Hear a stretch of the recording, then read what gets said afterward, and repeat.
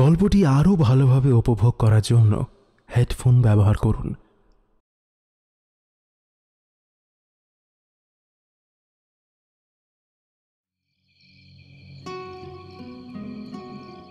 পশ্চিমবঙ্গে অবস্থিত ডুয়ার্সের বনাঞ্চল সুদীর্ঘ এলাকা জুড়ে বিস্তৃত।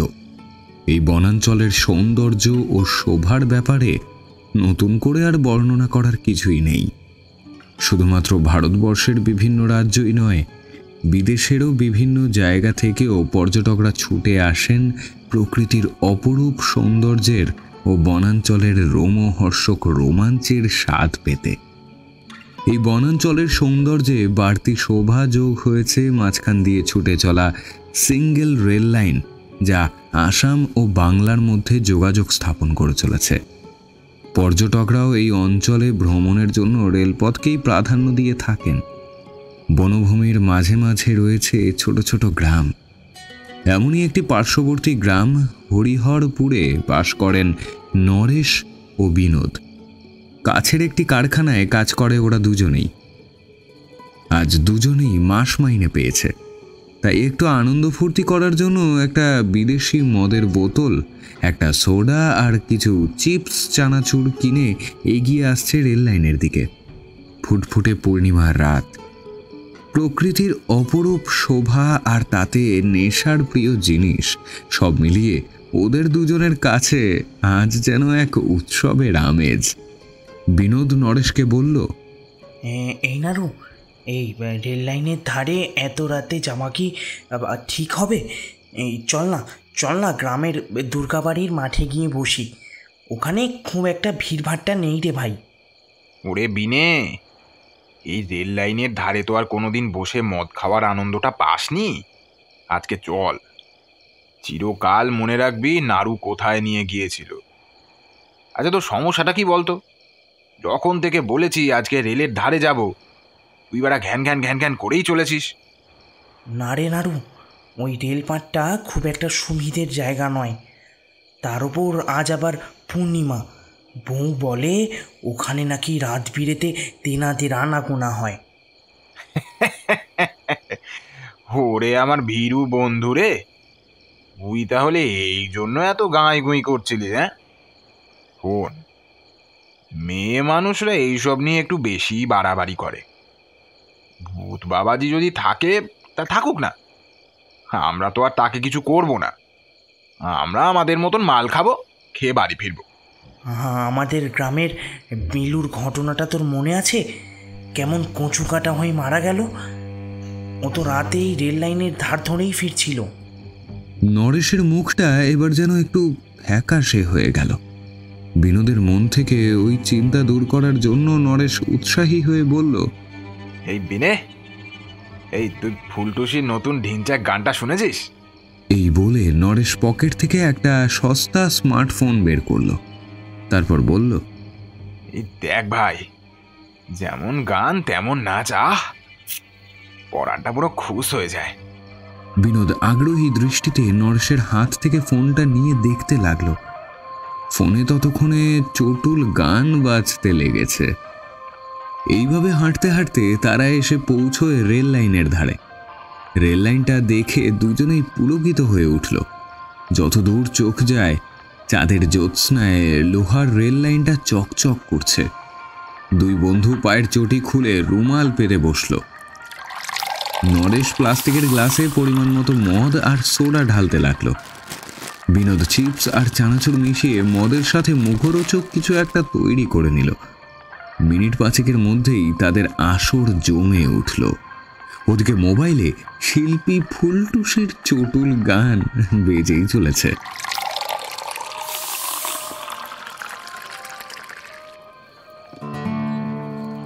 বিনোদ এবার নেশাচ্ছন্ন হয়ে নরেশকে বলল, বুঝলি নাড়ু, আমার বোধহয় নেশা লেগেছে।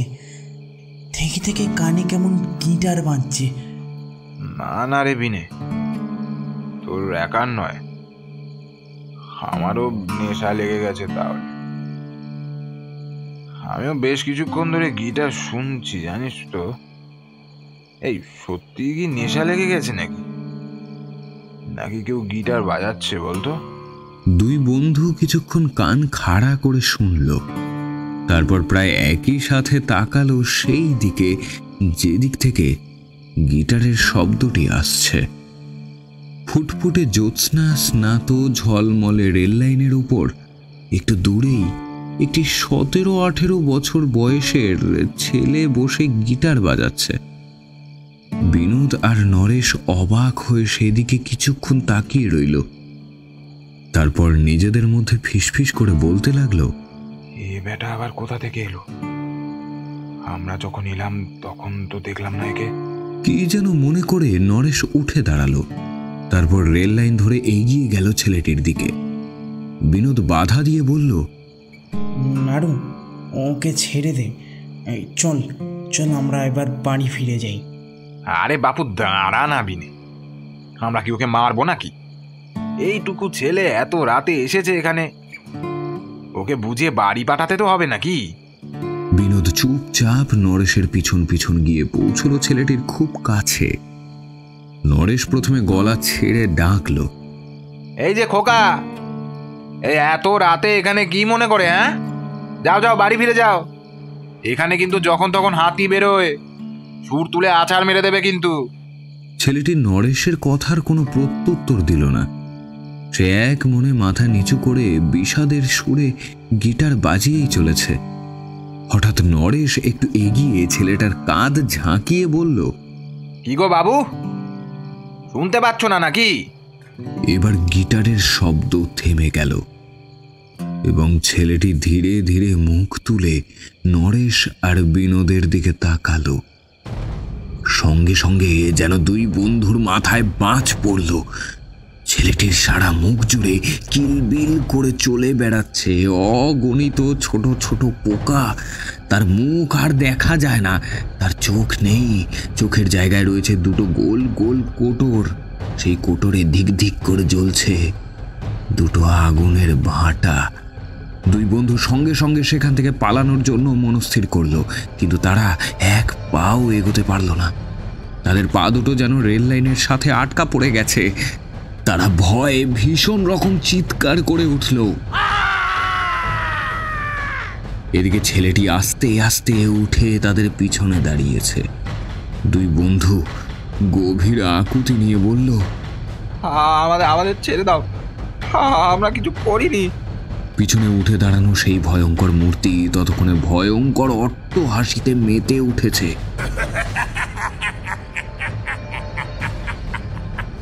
হঠাৎ দুই বন্ধু বিস্ফারিত চোখে সামনের দিকে তাকালো।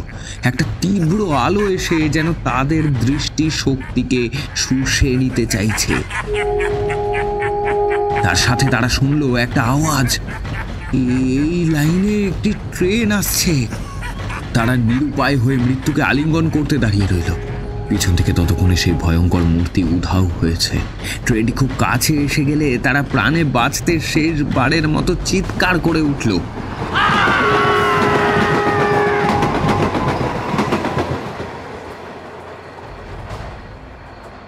ব্যাস, পরক্ষণেই সব শেষ। ট্রেনের গার্ড পরবর্তী স্টেশনে দুর্ঘটনার বিষয়ে খবর দিয়েছিল। পরদিন সকালে রেল পুলিশ ও স্থানীয় থানার পুলিশ এসে ছিন্ন ভিন্ন হয়ে যাওয়া দেহ দুটিকে অনেক চেষ্টায় একত্রিত করতে সক্ষম হলো। সেগুলি ময়না তদন্তের জন্য পাঠানো হয়। দুজনের পরিবার মৃতদেহগুলি শনাক্ত করেছে।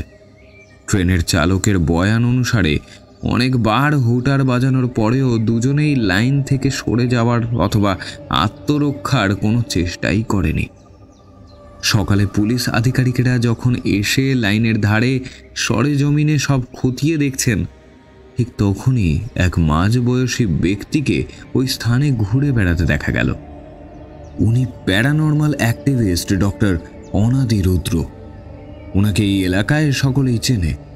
ওনার সাথে ওনার সহায়ক সৌর্যও রয়েছে।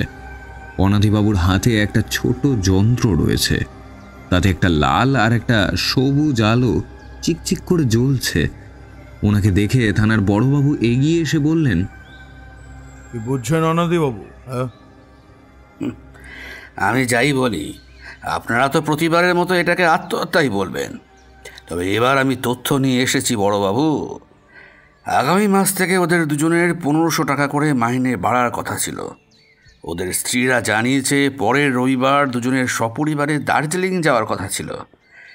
ওদের মধ্যে একজনের ঘরে ফুটফুটে একটা 1 বছরের বাচ্চাও আছে। দুজনে বিলেতি মদ নিয়ে এখানে আসর বসিয়েছিল।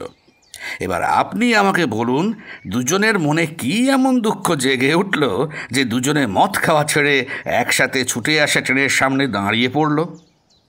বড়বাবু কিছুক্ষণ চুপ করে রইলেন, তারপর চট করে বলে উঠলেন, নেশা। হ্যাঁ, হতে পারে। নেশার ঘরে ওরা রেল লাইনের ওপরে উঠে পড়েছিল। এই ফাঁকা জায়গায় ট্রেনের হুটারে মরা মানুষেরও পিলে চমকে ওঠে। ট্রেনের চালক তো বলেছেন বারবার হুটারের শব্দ শুনেও ওরা বাঁচার কোনো চেষ্টাই করেনি। বড়বাবু মুখটা কেমন কাঁচুমাচু করে সেখান থেকে সরে গেলেন। অনাদিবাবু পিছন থেকে ডাক দিয়ে বললেন, গত 18 মাসে এই নিয়ে 14টি প্রাণ গেল বড়বাবু, সংখ্যাটা মনে করিয়েছিলাম। অনাদিবাবু তার সহায়ককে নিয়ে একটু এগিয়ে গেলেন।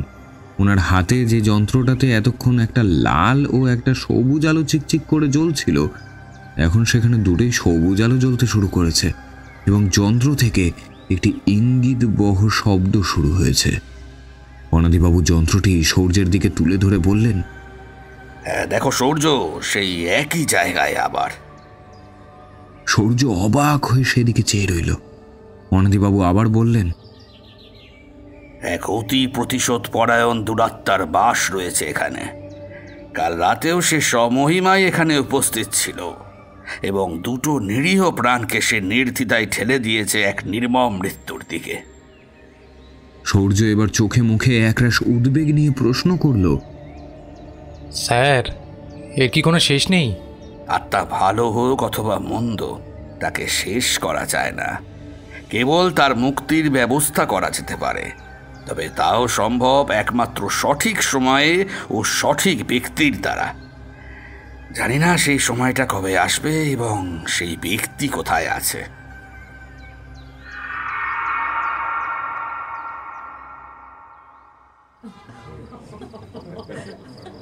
উত্তর কলকাতায় তিস্তার বাড়িতে আজ সৌম্য ও তিস্তার এঙ্গেজমেন্ট। আসলে বাঙালিদের বিয়ের আগে আশীর্বাদ হয়, কিন্তু যুগের সাথে তাল মিলিয়ে দুই বাড়ির লোকজন মিলে আনন্দ উল্লাসে মাতবে বলে এই আংটি বদল অনুষ্ঠানের আয়োজন করা। তিস্তার ঘরে তিস্তাকে ওর বান্ধবীরা সাজিয়ে দিচ্ছে। বাইরের ঘরে ততক্ষণে সৌম্য ও তার পরিবারের লোকজন উপস্থিত হয়েছে। তিস্তার বাড়ির লোকজন তাদের আপ্যায়নে মেতে উঠেছে। সৌম্য কলকাতার ছেলে।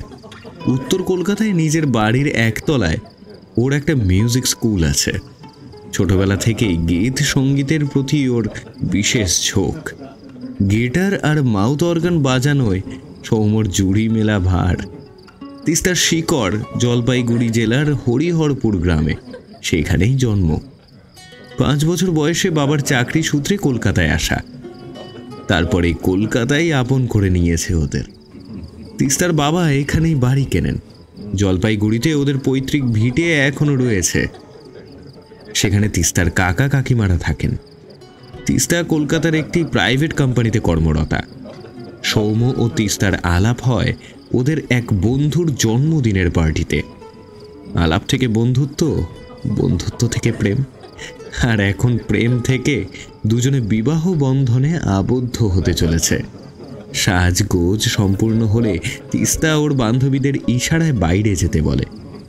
বান্ধবীরা বাইরে গেলে তিস্তা ফোনটা নিয়ে সৌম্যকে ভিডিও কল করে।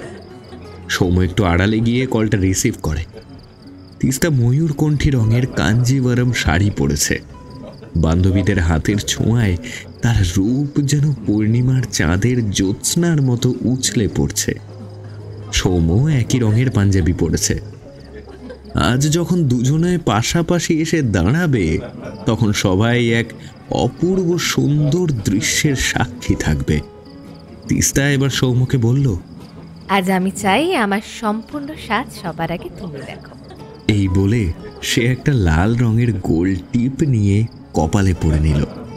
তারপর আবার বলল, না সৌম্যবাবু, সাজ সম্পূর্ণ হলো। এবার বলো তো দেখি আমায় কেমন লাগছে। সৌম্য তিস্তার রূপ দেখে প্রশংসার ভাষা হারিয়ে ফেলেছিল। অবাক দৃষ্টিতে শুধু তাকিয়ে বলল, অপূর্ব, অপ্রতিম, অসাধারণ। আমি আর ধৈর্য ধরতে পারছি না তিস্তা, তাড়াতাড়ি এবার তুমি চলে এসো। তোমার এই রূপ আমি সামনে থেকে দেখতে চাই। দাঁড়াও দাঁড়াও মশাই, সবুরে মিয়া ফল। এত অধৈর্য হওয়া ভালো নাকি? দুজনের মধ্যে কথা চলছিল। হঠাৎই বাড়ির সমস্ত আলো, পাখা, মিউজিক সিস্টেম আর বাকি বৈদ্যুতিন যন্ত্র স্তব্ধ হয়ে যায়। লোডশেডিং হয়ে গেছে। এই দেখে সৌম্য তিস্তাকে বলল, তুমি সাবধানে তাড়াতাড়ি নিচে চলে এসো। হ্যাঁ, আমি রাখলাম। তিস্তা ফোন রাখতেই একটা শব্দ শুনতে পেল। কেউ ঠিক তার জানালার বাইরে গিটার বাজাচ্ছে। তিস্তা প্রথমে ভাবল সৌম্য হয়তো ওকে সারপ্রাইজ দিতে চাইছে, তাই ও আস্তে আস্তে মোবাইলের টর্চ লাইট জ্বালিয়ে এগিয়ে গেল জানলার দিকে। তিস্তা জানলাটি খুলতেই যাচ্ছিল, কিন্তু তার আগেই বাড়ির বিদ্যুৎ পুনরায় চলে এলো। কিছুক্ষণ পরে তিস্তা সিঁড়ি দিয়ে নিচে নেমে আসতে লাগলো। সেখানে উপস্থিত সকলে তাকে একদৃষ্টে দেখছে। তিস্তা একটু লজ্জা পেল। মুখে স্মিত হাসি নিয়ে এসে দাঁড়ালো ওর মা বাবার পাশে। সেখানে উপস্থিত সকলে নিজেদের মধ্যে কি যেন বলা বলি করছে। এবার তিস্তার মা উদ্বিগ্ন হয়ে বললেন, তোর এই অবস্থা কি করে হলো মা? আমার আবার কি হলো? তিস্তার মা তাড়াতাড়ি নিজের ফোনের ফ্রন্ট ক্যামেরাটা অন করে তিস্তার মুখের সামনে তুলে ধরলেন। ফোনে নিজের প্রতিচ্ছবি দেখে তিস্তা আঁতকে উঠল। তার সারা মুখে কেউ কালি লেপে দিয়েছে। লজ্জায় তিস্তা এক ছুটে সিঁড়ি দিয়ে উঠে নিজের ঘরে চলে গেল। নিচে ততক্ষণে কানাঘুষো শুরু হয়ে গেছে। সৌম্যর বেশ কিছু আত্মীয় ও বন্ধুরা সেখানে উপস্থিত ছিলেন। তারা তিস্তার মানসিক সুস্থতা নিয়ে সন্দেহ প্রকাশ করতে লাগলেন। এদিকে ঘরে গিয়ে তিস্তা সোজা গিয়ে ঢুকে বাথরুমে এবং মুখে অনবরত সাবান ঘষতে থাকে। সে কিছুতেই বুঝতে পারছে না মুহূর্তের মধ্যে এমন কাণ্ড হলো কি করে। তিস্তার বাবা মা এই আকস্মিক ঘটনায় একই সাথে চিন্তিত ও লজ্জিত হয়ে পড়লেন। তাদের মানসিক অবস্থা খুব সম্ভবত সৌম্যর বাবা অনুধাবন করতে পারলেন। তিনি তিস্তার বাবাকে সান্ত্বনা দিয়ে বললেন, দাদা, কিছু মনে করবেন না, আজ বরং থাক। আমরা যথা শীঘ্র সম্ভব অন্য একটি দিনক্ষণ ঠিক করছি। আপনি কিছু চিন্তা করবেন না। ওরা দুজনে মন থেকে যখন একে অপরকে আপন করেই নিয়েছে, এগুলো তো শুধু লৌকিকতা। আপনারা তিস্তার কাছে যান, আমরা আজ বরং আসি। হ্যাঁ। তিস্তার বাবা ছলছল চোখে করজোরে নমস্কার করে বললেন, আমি দুঃখিত, আপনারা আসুন। গোটা ঘটনায় সৌম্য বাকরুদ্ধ হয়ে গিয়েছিল। এই তো মাত্র 2 মিনিট আগে তিস্তার সাথে কথা হয়েছিল। কি সুন্দর করে সেজেছিল, তাহলে 2 মিনিটের মধ্যে এসব কি হয়ে গেল? তিস্তা এই ঘটনায় পুরোপুরি ভেঙে পড়ল। সে কিছুতেই বুঝতে পারে না কোথা থেকে কি হয়ে গেল। সেদিন তিস্তার মা ও বাবা ওর কাছে এসে বেশ কিছুক্ষণ কথা বলে ওর মেজাজটা পরিবর্তন করার চেষ্টা করল। তিস্তা বেশ কিছুটা স্বাভাবিক হওয়ার চেষ্টা করেছিল ঠিকই, কিন্তু মাঝে মাঝেই সেই অদ্ভুত ঘটনাটা মনে করে কেঁদে উঠছিল। তিস্তার মা ও বাবা ভাবলেন, মেয়েকে এই ঘটনা থেকে বের করতে হলে ওকে আগে এই জায়গা থেকে কিছুদিনের জন্য বের করতে হবে। সেই মতো তারা সপরিবারে জলপাইগুড়ির হরিহরপুর গ্রামে তাদের পৈতৃক বাড়িতে কয়েকদিনের জন্য গিয়ে থেকে আসার সিদ্ধান্ত নিলেন। তিস্তাও আর আপত্তি করল না। সেই দিন তিস্তা সৌম্যকে ফোন করে বলল, সৌম্য, মা বাবা চাইছেন আমরা কয়েকদিন গিয়ে জলপাইগুড়িতে থেকে আসি। আর তুমি তুমি কি যাও তিস্তা? তিস্তা চুপ করে রইল। 2 চোখ থেকে অশ্রুধারা নেমে এলো। সৌম্য বুঝতে পারল ফোনের ওপারে তিস্তা কাঁদছে। আসলে আলাপ হওয়ার মাস কয়েক পর থেকেই সৌম্য আর তিস্তা একে অপরকে ছাড়া থাকেনি। তিস্তা বেশ প্রত্যয়ী কণ্ঠে বলল, আমাকে যেতে হবে সৌম্য, না হলে হয়তো এই ঘটনা থেকে কোনোদিনই বেরিয়ে আসতে পারবো না। নির্ধারিত দিনে তিস্তা ও তার পরিবার জলপাইগুড়ির উদ্দেশ্যে রওনা হলো। সৌম্য শিয়ালদহ স্টেশনে ওদের সাথে দেখা করতে এসেছিল। ও বেশ বুঝতে পারছিল তিস্তার ওখানে যাওয়ার ইচ্ছে নেই, হয়তো পরিবারের জন্যই যাচ্ছে। মাঝরাতে টয়লেট যাওয়ার জন্য উঠেছিল তিস্তা। এমন সময় ও দেখল টয়লেটের দরজার সামনে একটি বছর 18 ছেলে হাঁটুতে মাথা গুজে বসে আছে। তিস্তা ভাবল হয়তো টিকিট না কেটেই উঠে পড়েছে। ও মৃদু কণ্ঠে ছেলেটিকে ডাক দিল। Excuse me. ছেলেটি কোনো সাড়া দিল না। তিস্তা আবার বলল, একটু টয়লেটের দরজা থেকে সরে বসুন প্লিজ ভাই। এবারও কোনো সাড়া এলো না। এবার তিস্তা একটু নিচু হয়ে ছেলেটির গায়ে হাত দিয়ে ডাকতে যাচ্ছিল। এমন সময় বিদ্যুতের মতো ছেলেটা মাথা তোলে আর কয়েক সেকেন্ডের ব্যবধানে নিজের হাতের প্রায় ছুরির ফলার মতো নখগুলো আড়েভাবে চালিয়ে দেয় তিস্তার মুখে। তিস্তা একটা তীব্র চিৎকার দিয়ে ওঠে। আর তখনই ও বুঝতে পারে ও একটা ভয়ঙ্কর স্বপ্ন দেখছিল। তিস্তার মা, বাবা ও ট্রেনের যাত্রীরা তিস্তার চিৎকার শুনে ঘুম থেকে উঠে পড়ে। ট্রেনের কামরায় থাকা আরপিএফ কর্মী ছুটে আসেন, কিন্তু তিস্তা সকলকে আশ্বস্ত করে বলে যে সে ঠিকই আছে।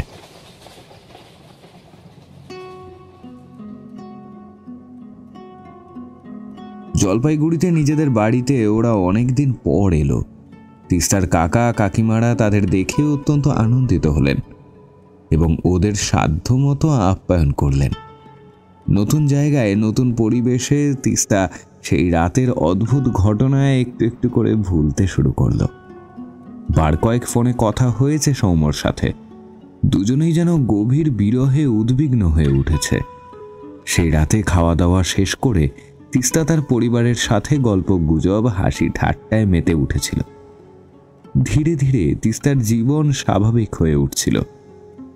পরের দিন কাছের গ্রামে একটি শিব মন্দিরে ওরা সপরিবারে পুজো দিল এবং মনে মনে কামনা করল যেন খুব শীঘ্রই যেন সবকিছু আগের মতো স্বাভাবিক হয়ে যায়। সেই রাতেও একই রকম গল্প গুজব চলল বেশ কিছুক্ষণ। তারপর সবাই ঘুমোতে গেল। তিস্তা ওর মায়ের কাছেই শুয়েছিল। হঠাৎ গভীর রাতে তিস্তার ঘুম ভেঙে যায়। কি যেন মনে করে তিস্তা বিছানা থেকে নেমে এসে ঘরের দরজা খুলে বাইরে বের হয়। বাইরে তখন ঘন কালো অন্ধকার। সামনেই বিরাট একটা উঠোন আর তারপরেই সদর দরজা। হঠাৎ তিস্তার মনে হলো ওই অন্ধকারের ভিতর থেকে কেউ তাকে হাতছানি দিয়ে ডাকছে। তিস্তা যেন এক গভীর ঘোরে ডুবে গেল এবং মন্ত্রমুগ্ধের মতো এগিয়ে গেল সদর দরজার দিকে। দরজা খুলে তিস্তা বেরিয়ে পড়ল গ্রামের রাস্তায়। একটা আনন্দ আবেশ যেন পেয়ে বসল তিস্তার মন প্রাণ জুড়ে। কোথায় যেন কেউ গিটার বাজাচ্ছে। এ শুধু একটা সাধারণ গিটারের শব্দ নয়, এ যেন এক সুরেলা আহ্বান। তাকে উপেক্ষা করা যায় না।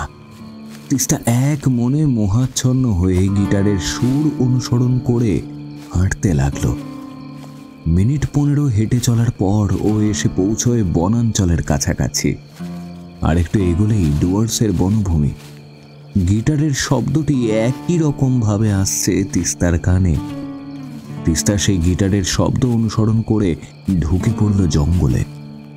বেশ কিছুটা এগিয়ে ও বুঝল ও সেই গিটারের ধ্বনির একেবারে কাছাকাছি চলে এসেছে।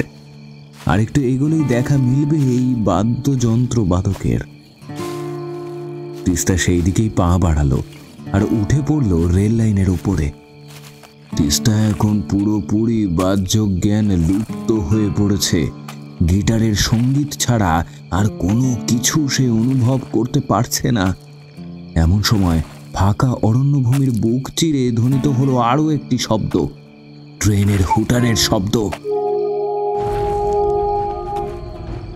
এই লাইন ধরে ছুটে আসছে একটা ট্রেন। তিস্তার কিন্তু সেদিকে কোনো খেয়াল নেই। সে উন্মাদের মতো গিটারের শব্দ অনুসরণ করে এগিয়ে চলেছে। ট্রেনটি যখন তিস্তার থেকে আর মাত্র কয়েক মিটার দূরত্বে এসে গেল, ঠিক তখনই কেউ একজন তিস্তার হাত ধরে জোরে টান দিয়ে রেল লাইন থেকে সরিয়ে নিল।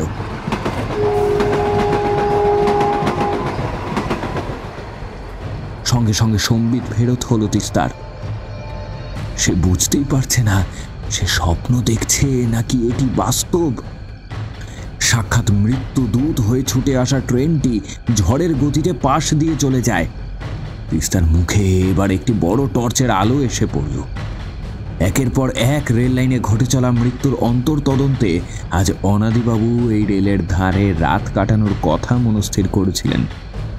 তিনি না থাকলে আজ এতক্ষণে তিস্তা ট্রেনের ধাক্কায় বিনোদ নরেশের মতো ছিন্ন ভিন্ন হয়ে মৃত্যুবরণ করত।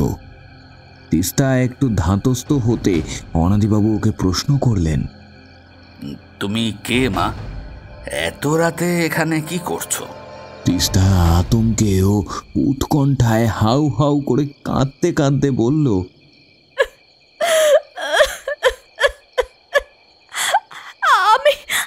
আমি কিছু জানি না আঙ্কেল,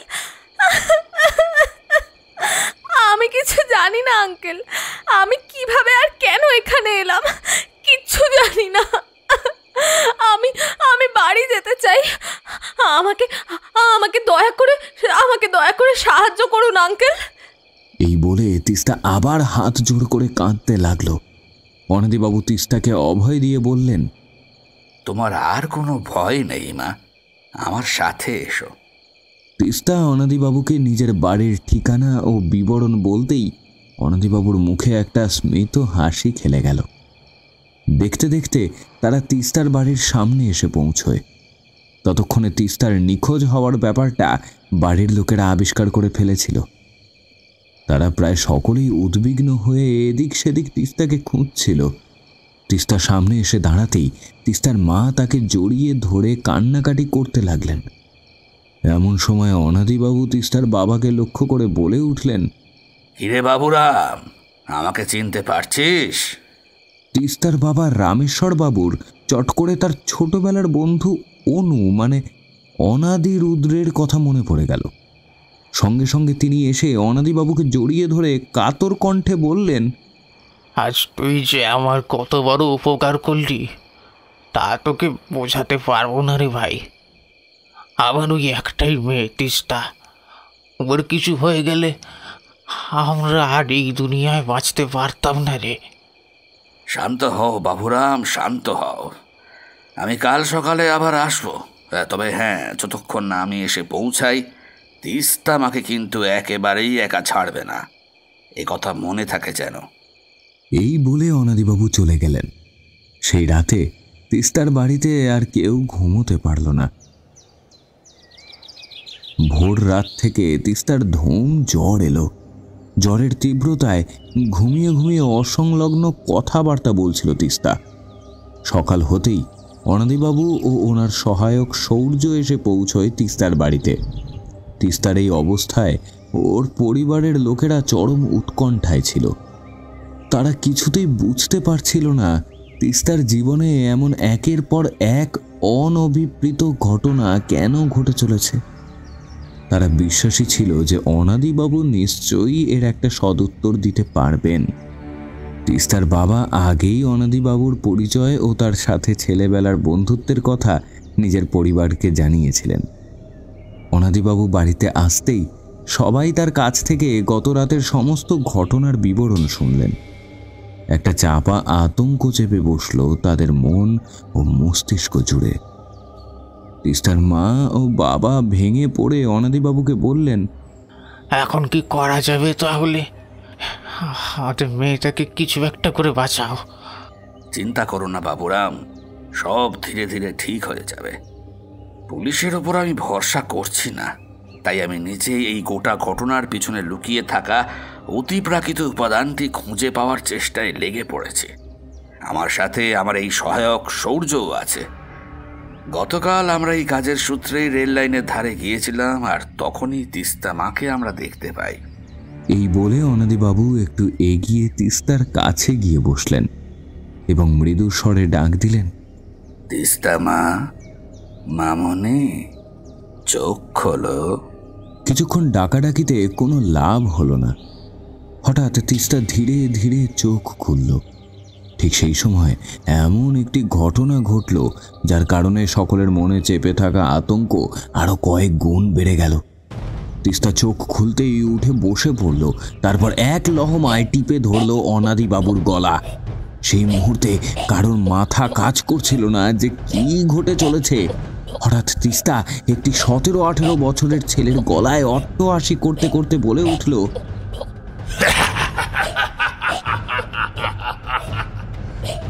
কি ভেবেছিস তুই ওকে আমার হাত থেকে বাঁচাতে পারবি? আমি তো বলেছিলাম আমাকে কলকাতায় গিয়ে ওকে শেষ করতে হবে, কিন্তু পাখি দেখছি নিজেই খাঁচায় এসে ঢুকেছি। ইচ্ছে হচ্ছে এখনই ওকে শেষ করে দিই, কিন্তু হাতে মজা নেই। ঠিক সময় ঠিক জায়গাতেই ওর জীবনের যবনিকা পতন হবে। সূর্য ততক্ষণে এসে তিস্তার কঠিন হাত থেকে অনাদিবাবুকে মুক্ত করল।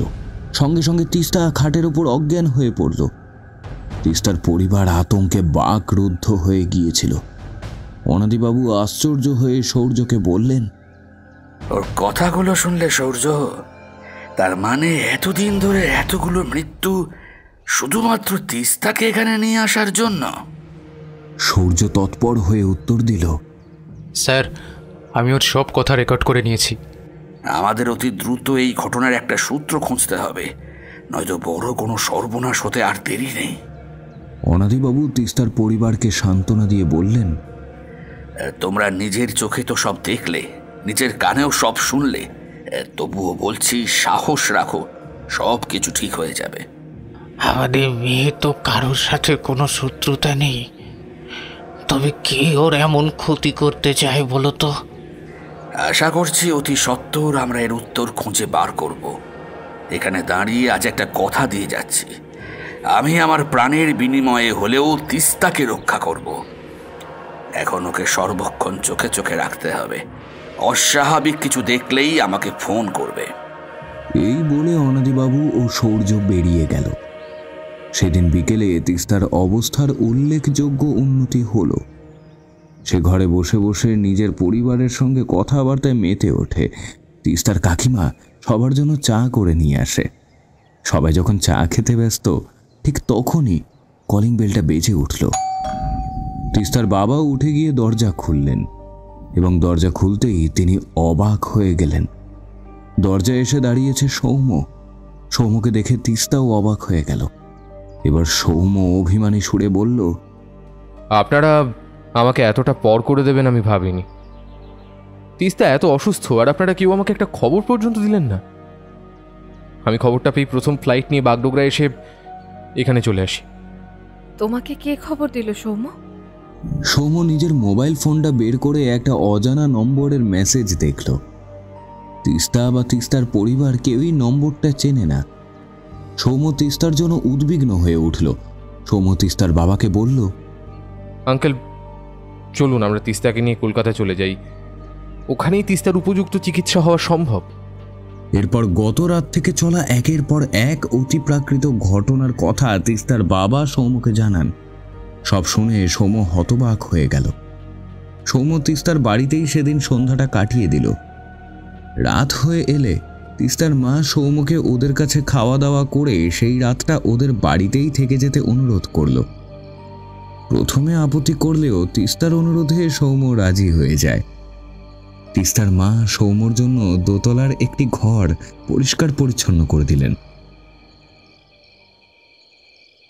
রাত তখন বেশ গভীর। বাড়ির সবাই ঘুমিয়ে পড়েছে। সৌম্যর জন্য এই জায়গাটা নতুন, তাই তার ঘুম আসছিল না। থেকে থেকে তিস্তার জন্য চিন্তা হচ্ছিল সৌম্যর। এমন সময় সৌম্যর কানে এলো একটা গিটারের সুর।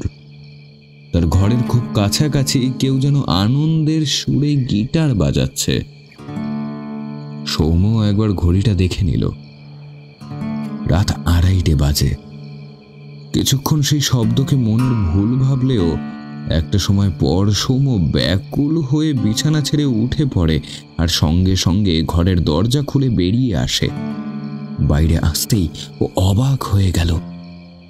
তিস্তা ঘরের দরজার হাত পাঁচেক দূরে দাঁড়িয়ে এক দৃষ্টে চেয়ে রয়েছে সৌমর দিকে।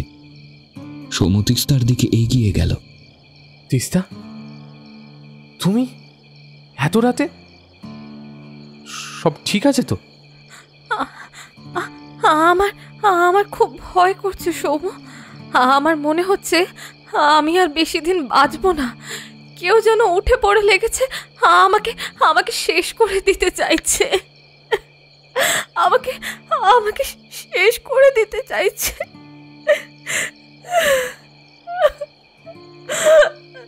সৌমর মনটা অত্যন্ত ভারাক্রান্ত হয়ে গেল।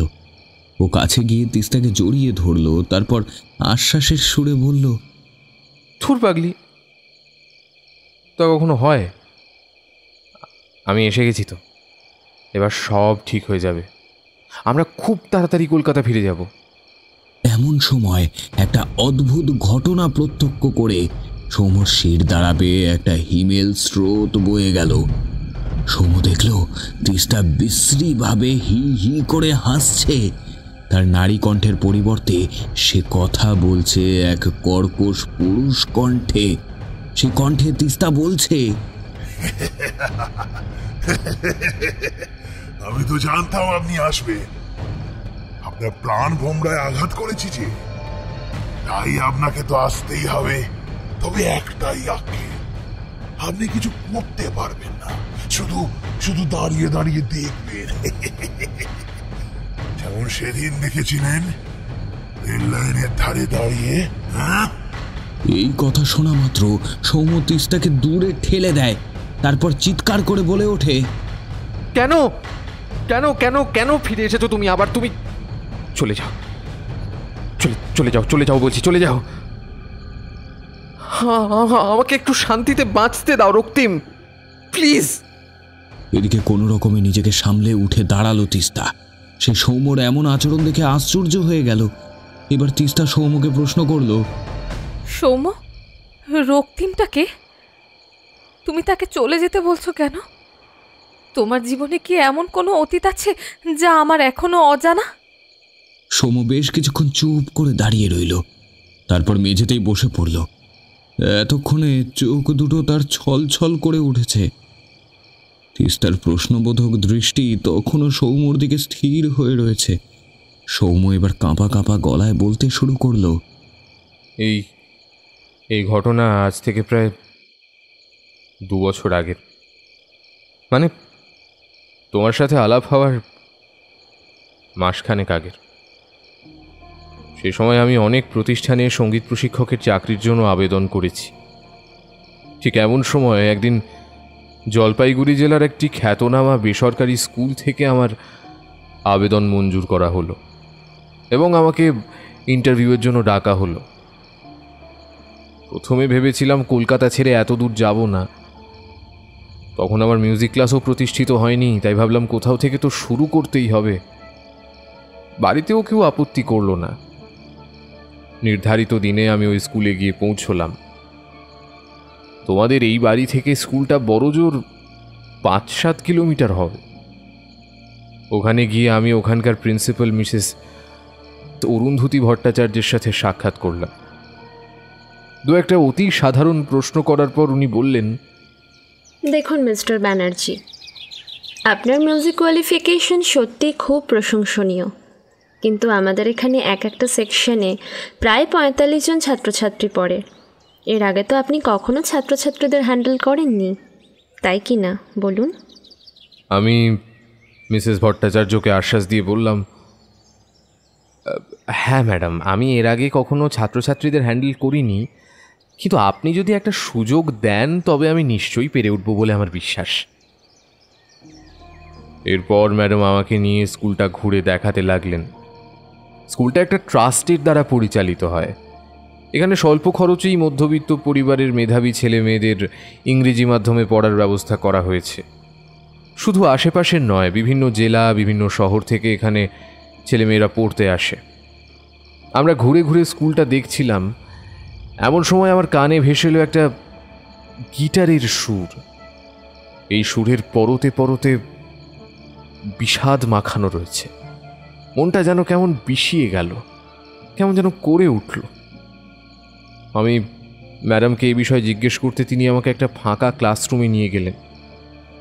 সেখানেই একটা বছর 17 ছেলে এক মনে বসে তার গিটার থেকে অবিরত সেই বিষাদের সুর ঝরিয়ে চলেছে। আমি বেশ কিছুটা মন্ত্রমুগ্ধের মতো সুরটা শুনছিলাম, কারণ এমন সুর আমি এর আগে না কখনো শুনেছিলাম আর না কখনো তৈরি করেছিলাম নিজে। আমি কাছে গিয়ে দাঁড়াতেও ছেলেটা ভ্রুক্ষেপহীন হয়ে তার গিটারের তারে একের পর এক ঝংকার তুলেই চলেছে। এবার ম্যাডাম এগিয়ে এসে বললেন, ও রক্তিম সাহা, হ্যাঁ আমাদের ক্লাস 11-এর আর্টসের ছাত্র। মিউজিককে বড্ড ভালোবাসে, আর আমি বিশ্বাস করি মিউজিকও ওকে খুব ভালোবাসে। তাই জন্যই তো বারে বারে ওর গিটারের তারে অনায়াসে তারা ধরা দেয়। হ্যাঁ ম্যাডাম, তাই তো দেখছি। এবার ম্যাডাম রক্তিমের উদ্দেশ্যে বললেন, রক্তিম দেখো, উনি আজ আমাদের স্কুলে এসেছেন। উনিও তোমার মতো দারুণ সব মিউজিক কম্পোজ করেন। রক্তিম এবার চোখ তুলে ফ্যাল ফ্যাল করে আমার দিকে তাকালো। ওর ওই শূন্য দৃষ্টি যেন কত কিছু বলে যায়। কয়েক মুহূর্ত একইভাবে তাকিয়ে থেকে রক্তিম আবার চোখ নামিয়ে গিটারের তারে আঙুল চালাতে লাগলো।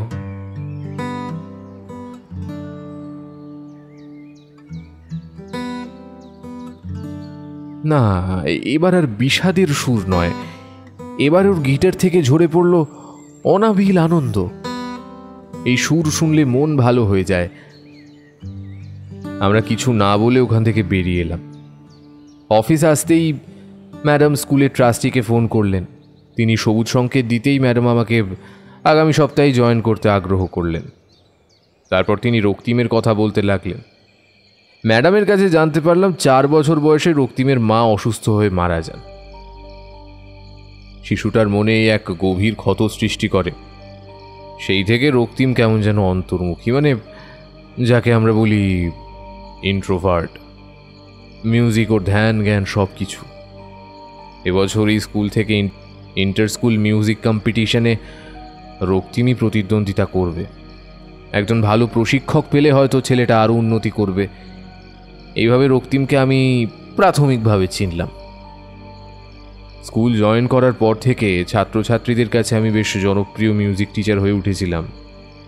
অনেকেই আছে যারা মিউজিকে খুব পারদর্শী, কিন্তু সবার মধ্যে অনন্য একজন রক্তিম। ছেলেটা খুব কম কথা বলতো, কিন্তু ওর ওই শূন্য দৃষ্টি যেন কত কিছু বলতে চাইতো। সময় আপন খেয়ালে কেটে যাচ্ছিল। আমি স্কুলের টিচার্স হোস্টেলেই থাকতাম। আমার পাশের ঘরে থাকতেন প্রদ্যোৎ মালাকার। তিনি আঁকার আর হাতের কাজের শিক্ষক। বয়সে বড়জোর আমার থেকে বছর 2-এর বড় হবেন। উনি ছিলেন এই অচেনা জায়গায় আমার একমাত্র বন্ধু। আমরা প্রায় সন্ধেবেলায় চা খেতে খেতে আড্ডা দিতাম। এদিকে ইন্টার স্কুল মিউজিক কম্পিটিশনের আর মাত্র 1 মাস বাকি। আমি রক্তিমকে নিয়ে 100% আশাবাদী ছিলাম। একদিন স্কুল শেষে নিজের ঘরের দিকে যাচ্ছি, তখনই ম্যাডামের ফোন এলো। উনি একবার আমাকে ওনার অফিসে ডেকে পাঠালেন। আমি অফিসে যেতে দেখলাম একজন ভদ্রলোক বসে আছে। ম্যাডাম আমাকে ওনার সাথে পরিচয় করিয়ে দিয়ে বললেন, সৌম্যবাবু, উনি মিস্টার ধনঞ্জয় সাহা, রক্তিমের বাবা। উনি আপনার সাথে কিছু কথা বলতে চান। অত্যন্ত ভদ্র রুচিশীল মিস্টার সাহা আমাকে করজোরে নমস্কার করে বললেন, নমস্কার স্যার। স্যার, রক্তিম দিনরাত এক করে মন প্রাণ দিয়েই প্রতিযোগিতা জিততে পরিশ্রম করছে। আমরা খুবই সাধারণ পরিবার। রক্তিমকে কোনো দিন আমি ভালো প্রশিক্ষণ দিতে পারিনি। যেটুকু করে সেইটুকু তার নিজের ইচ্ছায় ও পরিশ্রমে। তাই স্যার, যদি আপনি রক্তিমকে গিটারে প্রশিক্ষণ দেন তাহলে বড়ই ধন্য হতাম। আপনি মনে কোনো দ্বিধা রাখবেন না যেন। আমি আমার যথাসাধ্য আপনাকে যথাযোগ্য গুরুদক্ষিণা দিতে রাজি আছি স্যার। আমি তখন কি বলবো না বলবো কিছুই ভেবে পাচ্ছিলাম না। আমি একবার ম্যাডামের দিকে তাকালাম। উনি অত্যন্ত ইতিবাচক হয়ে বললেন, স্যার, এই প্রতিযোগিতা আমাদের স্কুলের জন্য অত্যন্ত গুরুত্বপূর্ণ। এর সাথে আমাদের স্কুলের গরিমা জড়িয়ে রয়েছে। তাই আপনি যদি রক্তিমকে প্রশিক্ষণ দিতে চান তবে আমার বা ট্রাস্টের কোনো আপত্তি থাকবে না। এরপর রক্তিমের বাবা আবারও বললেন, স্যার জানেন, রক্তিমের মা চলে যাওয়ার পর থেকে ছেলেটা কেমন যেন হয়ে গেছে। ছেলেবেলা থেকে আজ পর্যন্ত আমার কাছে একটা চকলেট পর্যন্ত চায়নি। এই প্রথমবারও মুখ ফুটে আমার কাছে আবদার করেছে যে ও আপনার কাছে প্রশিক্ষণ নিতে চায়। আপনি যদি সহযোগিতা করেন তবে আমি বাবা হয়ে ছেলের এই আবদারটুকু পূরণ করতে পারবো স্যার। আমি এবার বেশ কিছুটা আশ্চর্য হয়ে বললাম, রক্তিম নিজে আমার কাছে প্রশিক্ষণ নিতে চেয়েছে? মানে আসলে ক্লাসে তো ওকে খুব একটা কথা বলতে দেখি না। হ্যাঁ, আসলে ছেলে আমার বড্ড লাজুক। তাহলে স্যার আপনি কবে থেকে আসছেন আমার বাড়ি ওকে গিটার শেখাতে? বেশ, তবে আমি আগামীকাল থেকেই রক্তিমের প্রশিক্ষণ শুরু করে দিচ্ছি। পরদিন আমি রক্তিমের বাবার সাথে ওদের বাড়ি গেলাম। আমি রক্তিমকে প্রশিক্ষণ দিতে রাজি হয়েছি শুনে রক্তিম খুব খুশি হয়েছিল। আমি সেখানে যেতেই ও আবার গিটারে এক আনন্দোচ্ছল সুর তোলে, যা অচিরেই মন ভালো করে দেয়। এইভাবে রক্তিমের বাড়ি দু একদিন যেতেই রক্তিম আমার সাথে খুব সহজ আচরণ করতে লাগলো। একদিন আমি ওকে জিজ্ঞেস করলাম, আচ্ছা রক্তিম, তুমি এমনভাবে নিজেকে সবার থেকে গুটিয়ে রেখেছো কেন বলো তো? এই দুনিয়ার লোকগুলো ভালো নয় স্যার। মানুষের কষ্ট দেখলে সবাই হাসাহাসি করে, কেউ কাউকে ভালোবাসতে জানে না। না না রক্তিম, তুমি ভুল ভাবছো। তুমি একবার হাত বাড়াও, দেখবে সবাই তোমার বন্ধু হবে। মন খারাপ করতে নেই, আমি তো সবসময় আছি তোমার পাশে। যখনই কোনো কষ্ট হবে আমার কাছে বলবে, কেমন? আমার কথা শুনে ফ্যাল ফ্যাল করে শুধু তাকিয়েছিল ছেলেটা। দিন রাত কঠোর পরিশ্রম করে রক্তিম নিজেকে প্রতিযোগিতার জন্য একেবারে তৈরি করে ফেলেছিল। অবশেষে সেই দিন এলো যেদিন ইন্টার স্কুল মিউজিক কম্পিটিশন অনুষ্ঠিত হলো। প্রায় 50টা স্কুলের 100 জন ছাত্রছাত্রী অংশগ্রহণ করেছিল সেখানে। সঙ্গীত জগতের শিল্পীরা বিচারকের আসন অলঙ্কৃত করেছিলেন। কেউ কারোর থেকে কম নয়, সকলেই নিজেদের সেরাটা দেওয়ার চেষ্টা করলো, কিন্তু সবার মাঝে রক্তিম যেন 100টা হীরের মাঝে একটা উজ্জ্বল নক্ষত্র। 3টে রাউন্ডেই রক্তিমের পারফরমেন্স আমার চোখে সেরা ছিল। অনুষ্ঠান শেষে ফলাফলের পালা এলো। বিচারকদের কাছে বিচার করা খুব একটা কঠিন ছিল না। সকলেই দ্ব্যর্থহীনভাবে রক্তিমকে বিজয়ী ঘোষণা করলেন। রক্তিম সেদিন আমাকে জড়িয়ে ধরে হাউ হাউ করে কেঁদেছিল। আমি ওকে বাধা দিইনি। অনেক দিনের জমা কষ্ট লাঘব হওয়ার বোধহয় এই একটাই উপায়। পরদিন স্কুলের পর রক্তিম আমাকে নিয়ে চলল নিজের বাড়ি। আমি জিজ্ঞেস করলাম, কি ব্যাপার? ও মুচকি হেসে বলেছিল, সারপ্রাইজ আছে স্যার। আমি ওর বাড়ি পৌঁছতেই ও আমার আর নিজের জন্য কফি বানালো। ওর বাবা বাড়িতে ছিল না। ও আমার পাশে বসে বলল, স্যার আপনাকে একটা সিক্রেট বলবো, আপনি কিন্তু কারোর সাথে শেয়ার করতে পারবেন না। আমি আশ্বাস দিতে ও আবার বলতে লাগলো, sir I think I am love. কি? এ তো সত্যি খুব বড় সারপ্রাইজ। তা তিনি কে বলো, আমি তোমার বাবার সাথে কথা বলবো। তবে হ্যাঁ, আগে কিন্তু লেখাপড়া মন দিয়ে কমপ্লিট করতে হবে। রক্তিম ছলো ছলো চোখে উত্তর দিল, স্যার স্যার আপনি যা বলবেন আমি তাই করব, আপনি শুধু একবার তাকে দেখে নিন। ঠিক আছে, তা কোথায় সে? এটা বলতেই রক্তিম আমাকে যা দেখালো তাতে আমি আশ্চর্য হয়ে গেলাম। রক্তিম একটা আয়না নিয়ে আমার মুখের সামনে তুলে ধরল। আমি কিছুক্ষণ অবাক হয়ে তাকিয়ে রইলাম। কোনো প্রত্যুত্তর দেওয়ার আগেই রক্তিম আবার বলা শুরু করলো, স্যার আপনাকে প্রথম দিন থেকেই খুব ভালো লেগে গিয়েছিল। শুধু আমার নয়, আমার গিটারেরও আপনাকে খুব ভালো লেগে গেছিল। তাই তো আনন্দের সুর বেজে উঠেছিল। আপনার সামনে কথা বলতে লজ্জা পেতাম, তাই বাবাকে বলে আপনার কাছে প্রশিক্ষণ নিতে চাইলাম, যাতে দিনে কিছুটা সময় আপনার সান্নিধ্যে কাটাতে পারি। মা মারা যাবার পর জীবনে কারোর প্রতি এতটা টান অনুভব করিনি স্যার। আমি আমার সারা জীবনটা আপনাকে অর্পণ করতে চাই স্যার। আপনি কিছু বলুন না স্যার। রক্তিমের মায়া জড়ানো কণ্ঠে কথাগুলো শুনে আমি বাকরুদ্ধ হয়ে গিয়েছিলাম।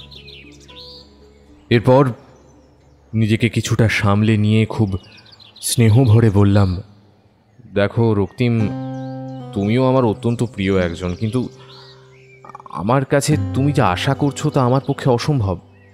আমি জানি আমাদের দেশে এখন এই রকম সম্পর্ক আইনত বৈধ, কিন্তু তোমার জন্য আমি নই রক্তিম। আমি সবসময় প্রার্থনা করব তোমার জীবনে যেন তুমি তোমার সঠিক মানুষটিকে পাও। দেখবে সেই মানুষটা তোমাকে তোমার প্রাপ্য ভালোবাসা দেবে।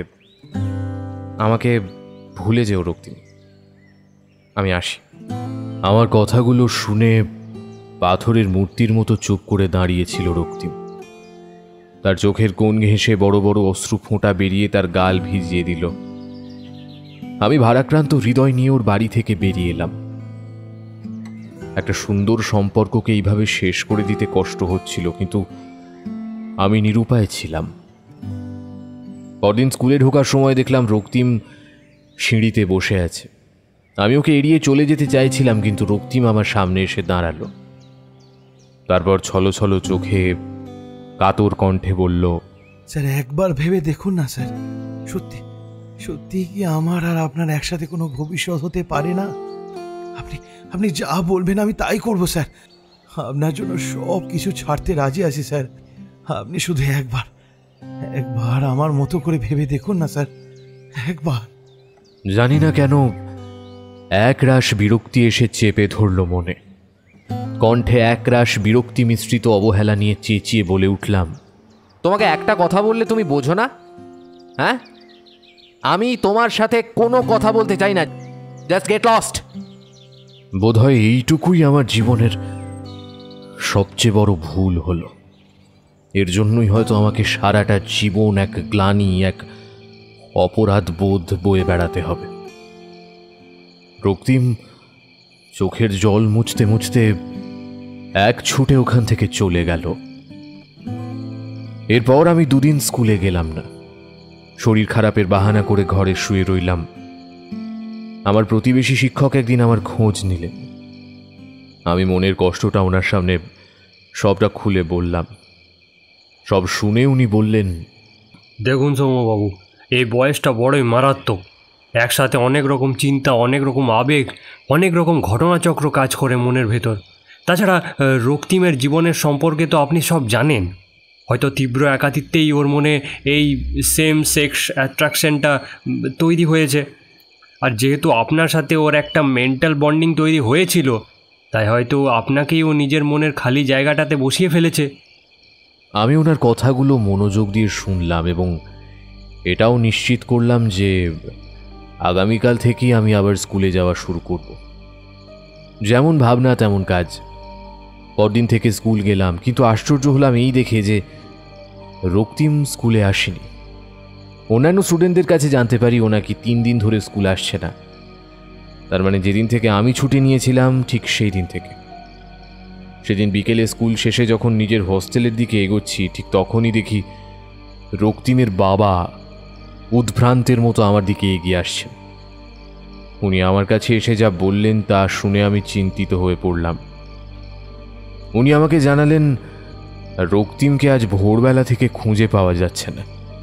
আমি জিজ্ঞেস করতে যাচ্ছিলাম উনি সব জায়গায় ঠিক করে খুঁজেছিলেন কি না, কিন্তু উনি যেভাবে বাচ্চা ছেলের মতো কেঁদে চলেছেন তাতে আর কিছু জিজ্ঞেস করতে মন সায় দিল না। আমি ওনাকে আশ্বস্ত করে বললাম, আমি যথাসাধ্য ওকে খোঁজার চেষ্টা করব। ওনাকে অনেক বুঝিয়ে বাড়ি পাঠালাম, কিন্তু আমার মনে অবসন্ন বোধ কাজ করতে লাগলো। রক্তিম হঠাৎ করে গেল কোথায়? তবে কি আমার দেওয়া প্রত্যাখ্যানই ওকে গৃহত্যাগী করল? আমি আমার মনের সমস্ত আশঙ্কা ও দুশ্চিন্তার কথা পাশের ঘরের মালাকার বাবুর সাথে আলোচনা করলাম। তিনিও আমার মতোই চিন্তিত হয়ে পড়েন। সারাক্ষণ শুধু আমার মনে রক্তিমের চিন্তাই আসছিল। হঠাৎ আমার একটা কথা মনে পড়ে গেল। একবার যখন আমি রক্তিমের বাড়ি গিয়েছিলাম তখন ও আমাকে বলেছিল, স্যার আজকে বাড়িতে প্র্যাকটিস করব না, চলুন না একটু অন্য জায়গায় যাই। এই বলেও আমাকে জঙ্গলের ভেতর দিয়ে নিয়ে গিয়েছিল রেল লাইনের ধারে। ও বলেছিল, স্যার জানেন তো, আমার মনটা যেদিন খুব খারাপ থাকে আমি এখানে চলে আসি আর অনেকক্ষণ গিটার বাজাই। আজ মায়ের কথা বারবার মনে পড়ছে, তাই ভাবলাম এখানে এসে হয়তো একটু শান্তি পাবো। এই কথা মনে পড়ার সাথে সাথে আমি আর এক মুহূর্ত দেরি করলাম না। আমাদের হস্টেলের গার্ডের থেকে ওর সাইকেলটা চেয়ে নিয়ে বেরিয়ে পড়লাম সেই রেল লাইনের দিকে। ওখানে পৌঁছে কিছুটা নিশ্চিন্ত হলাম। গিটারের সুর ভেসে আসছে।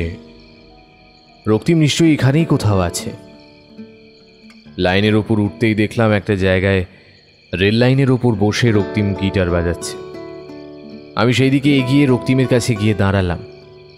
রক্তিম কোনো প্রতিক্রিয়া দেখালো না, সে এক মনে গিটার বাজিয়ে চলল। এবার আমি বলে উঠলাম, এসব কি হচ্ছে রক্তিম? হ্যাঁ, তুমি বাড়িতে না বলে চলে এসেছো কেন? তুমি জানো তোমার বাবা কেমন উদ্ভ্রান্তের মতো তোমাকে এদিক সেদিক খুঁজে বেড়াচ্ছেন। চলো চলো আমার সাথে চলো, আমি তোমাকে বাড়ি পৌঁছে দেবো। এত রাতে এখানে থাকা ঠিক নয়, বুনো হাতি টাতি আক্রমণ করতে পারে। আমি যাব না স্যার, আপনি চলে যান। ছি রক্তিম, এটা আমি তোমার থেকে আশা করিনি। তোমার বাবা তোমাকে এত ভালোবাসেন, তার কি এই প্রতিদান প্রাপ্য? আমি কিছুই জানতে চাই না। ভগবান খুব বাজে, আমার ভালোবাসার মানুষগুলিকে খালি কেড়ে নেন। প্রথমে মাকে কেড়ে নিল, আর এখন আপনার। এই বলে রক্তিম রেল লাইনে বসে কাঁদতে লাগলো। আমি এবার দৃঢ় কণ্ঠে বললাম, রক্তিম, আমি কিন্তু শেষবারের মতো বলছি, ফিরে চলো। রক্তিম কোনো উত্তর দিল না। আমি এবার আমার সাইকেলটার দিকে এগোতে লাগলাম। আমি ভাবলাম আমাকে চলে যেতে দেখে হয়তো আমার পেছনে পেছনে চলে আসবে। যতই হোক, বন্যপ্রাণীর ভয় তো সবার মনেই থাকে। কিন্তু আমি বেশ কিছুটা এগিয়ে আসতেও রক্তিম কিন্তু আমার সাথে এলো না। আমি শুনতে পাচ্ছি ও এক মনে বিষাদের সুরে গিটারটা বাজিয়েই চলেছে। হঠাৎ আমি থমকে দাঁড়ালাম। গিটারের শব্দের সাথে আরও একটা শব্দ শুনতে পাচ্ছি, লোহার সাথে লোহার ঘর্ষণ হওয়ার শব্দ, এবং তার কয়েক মুহূর্ত পরেই বনাঞ্চলের নিস্তব্ধতাকে ভেদ করে আরও একটা শব্দ আমার কানে এলো, ট্রেনের হুটারের শব্দ। এই লাইনে ট্রেন আসছে। মনটা সাংঘাতিক বিচলিত হয়ে উঠল। এক মুহূর্ত আর দেরি না করে দৌড় দিলাম রেল লাইনের দিকে। দূর থেকে দেখি রক্তিম লাইনের ওপর দাঁড়িয়ে গিটার বাজাচ্ছে। আমি ছুটতে ছুটতে চিৎকার করলাম, রক্তিম, রক্তিম সরে যাও ওখান থেকে প্লিজ, রক্তিম, রক্তিম সরে যাও। রক্তিম আমার কোনো কথায় কর্ণপাত করল না। এদিকে দৈত্যের মতো ট্রেনটা ক্রমাগত এগিয়ে আসছে রক্তিমের দিকে। তার চোখ ধাঁধানো হেডলাইটের আলোয় রক্তিমের মুখটা শেষবারের মতো দেখলাম। রক্তিম বলল, এখন আমাকে যেতে হবে স্যার, আমাকে যেতে হবে। তবে আমি আবার আসবো, খুব শীঘ্রই আবার আসবো। কথাটা শেষ হওয়ার আগেই আবার ট্রেনের হুটারের গগনভেদী হুঙ্কার, এবং পরক্ষণেই চোখের সামনে একটা তরতাজা তরুণ প্রাণ, একটা অসামান্য প্রতিভা, একজন পিতার জীবনের একমাত্র ভরসা কালের গ্রাসে চলে গেল।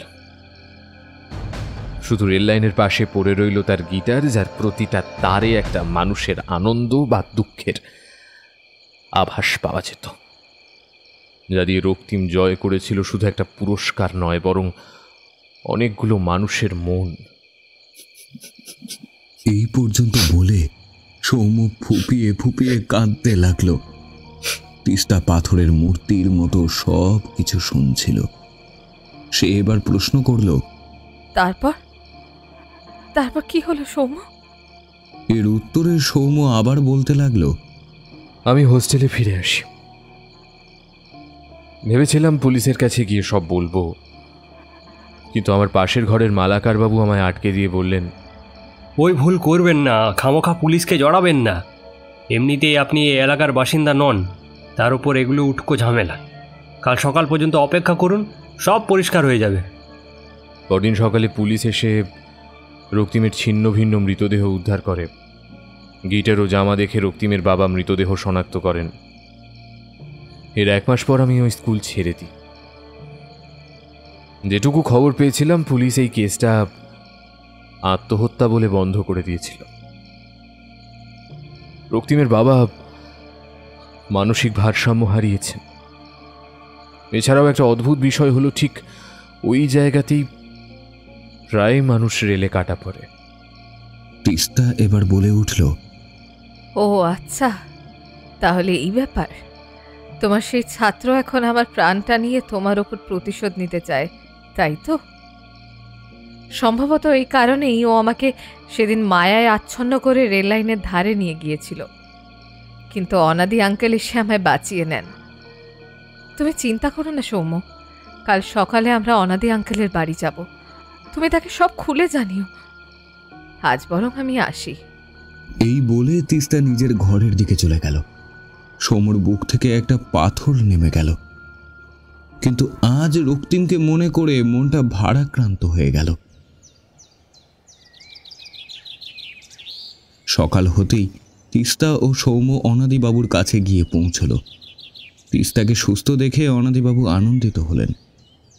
এরপর সৌম্য একে একে তার স্কুলে কাটানো পুরো সময়ের কথাগুলো খুলে বলল অনাদিবাবুকে।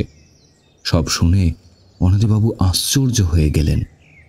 তিনি দুজনকে আশ্বস্ত করে বাড়ি পাঠালেন এবং বললেন, আমি এতদিন এই মিসিং লিঙ্কটাই খুঁজছিলাম, যে কোনো অতিপ্রাকৃত ঘটনার পিছনে একটা না পাওয়ার অথবা হারানোর যন্ত্রণার গল্প থেকে থাকে। তোমরা আমার উপর ভরসা রাখো, আমি এই সমস্যা থেকে নিশ্চয়ই তোমাদের মুক্তি দেব। পরদিন সকালে অনাদিবাবু প্রথমেই গেলেন রক্তিমের স্কুলে। দেখা করলেন স্কুলের প্রিন্সিপাল ম্যাডামের সঙ্গে। যদিও প্রথমে তিনি অনাদিবাবুর উদ্দেশ্য নিয়ে সন্দিহান ছিলেন, কিন্তু তিস্তা ও সৌম্যর ঘটনা বলতে তিনি কথা বলতে রাজি হন এবং রক্তিমের ব্যাপারে যা যা জানতেন সবটা খুলে বললেন। ওখানে কথাবার্তা সেরে অনাদিবাবু গিয়ে পৌঁছলেন রক্তিমের বাড়িতে। রক্তিমের বাড়িটা দেখলেই বোঝা যায় যে এখান থেকে একটি তরতাজা প্রাণ কর্পূরের মতো উবে গেছে। কেমন যেন এক অপার্থিব বিষণ্ণতা ছেয়ে রয়েছে বাড়িটার চারিদিকে। অনাদিবাবু এগিয়ে কড়া নাড়বার কয়েক মুহূর্ত পরেই একজন মাঝবয়সী মহিলা বেরিয়ে এলেন। ওনাকে দেখে অনাদিবাবু একটু অবাক হয়ে গেলেন। প্রথমে ভাবলেন হয়তো ভুল ঠিকানায় এসে পড়েছেন। তারপর ভদ্রমহিলাকে জিজ্ঞাসা করে জানতে পারলেন এটা রক্তিমেরই বাড়ি। রক্তিমের বাবার কথা জিজ্ঞাসা করতে ভদ্রমহিলা অনাদিবাবুকে ভেতরে আসতে বললেন। অনাদিবাবুকে 1 গ্লাস জল আর প্লেটে 2টো সন্দেশ দিয়ে মহিলা বলতে লাগলেন, আমি ওনার বোন, মানে রক্তিমের পিসি। আমার স্বামী মারা গেছেন 2 বছর হলো। ছেলে দিল্লিতে চাকরি করে, তাই ভাবলাম এই কঠিন সময়ে দাদার পাশে থাকাটা দরকার। আচ্ছা, ওনার সাথে কি একটু কথা বলা যাবে? দেখুন, দাদার মানসিক অবস্থা একেবারেই ভালো নেই। উনি আপনার কোনো কথার কোনো সদুত্তর দিতে পারবেন বলে তো আমার মনে হয় না। তবুও যদি আপনি চান বলে দেখতে পারেন। তবে একটাই অনুরোধ, দেখবেন যেন উনি উত্তেজিত না হয়ে ওঠেন। এই বলে উনি অনাদিবাবুকে রক্তিমের বাবার ঘরে নিয়ে গেলেন এবং বললেন, আপনারা কথা বলুন, আমি রান্নাঘরে আছি, দরকার হলে আমাকে ডাকবেন। রক্তিমের বাবা ধনঞ্জয় সাহা বিছানার উপর বালিশে হেলান দিয়ে চোখ বুজে বিশ্রাম করছিলেন। অনাদিবাবু কাছে গিয়ে ডাক দিলেন, ধনঞ্জয় বাবু, ধনঞ্জয় বাবু। ডাক শুনে উনি ধীরে ধীরে চোখ খুললেন। তারপর অনাদিবাবুর উদ্দেশ্যে বললেন, তুমি কে গো? রক্তিমের কিছু খবর পেয়েছো নাকি? সবাই খুব মিথ্যে কথা বলে। কার না কার মৃতদেহ আমাকে দিয়ে দাহ করিয়ে নিল, বলে নাকি ওটা রক্তিমের মৃতদেহ। আচ্ছা, এটা কখনো হতে পারে? ওর তো সিনেমার গানে গিটার বাজানোর কথা ছিল। এই বলে রক্তিমের বাবার গলা ভারী হয়ে এলো। এবার অনাদিবাবু বললেন, ধনঞ্জয় বাবু, মনকে শক্ত করুন। রক্তিম যেখানে আছে ভালো নেই, খুব কষ্ট পাচ্ছে ও। আমাদের সবাই মিলে ওর মুক্তির ব্যবস্থা করতে হবে, এবং তা আপনাকে ছাড়া অসম্ভব। বলুন ধনঞ্জয় বাবু, আপনি আমাদের সাহায্য করবেন না?